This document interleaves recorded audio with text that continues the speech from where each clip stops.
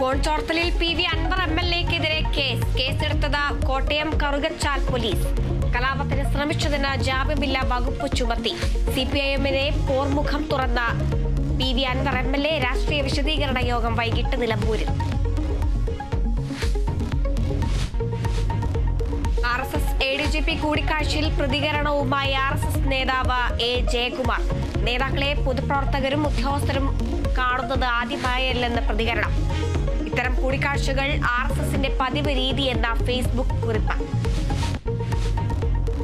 കൂത്തുപറമ്പ് സമരനായകൻ പുഷ്പൻ അന്ത്യാഞ്ജലി അർപ്പിച്ച CPM പ്രവർത്തകർ.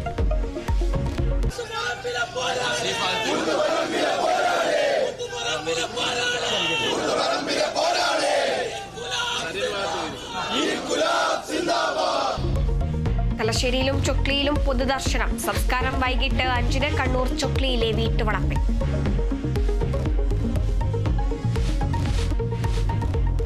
ബലാത്സംഗ കേസിൽ നടൻ സിദ്ദിഖ് ഒളിവിൽ തന്നെ.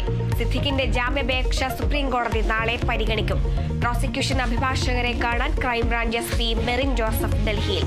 ബാലചന്ദ്ര മേനോൻ പീഡിപ്പിച്ചെന്ന നടിയുടെ ആരോപണം സംരക്ഷണം ചെയ്ത യൂട്യൂബ് ചാനലിനെതിരെ കേസെടുത്തത് അപകീർത്തിപ്പെടുത്തിയെന്ന ബാലചന്ദ്ര മേനോന്റെ പരാതി.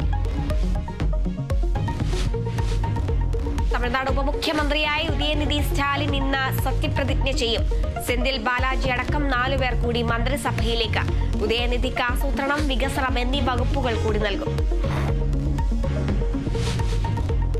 ISLൽ കേരള ബ്ലാസ്റ്റേഴ്സിന് ഇന്ന് ആദ്യ എവേ മത്സരം. നോർത്ത് ഈസ്റ്റ് യുണൈറ്റഡ് FC ബ്ലാസ്റ്റേഴ്സിന്റെ എതിരാളികൾ. മത്സരം രാത്രി 7:30-ന് ഗുവാഹത്തി.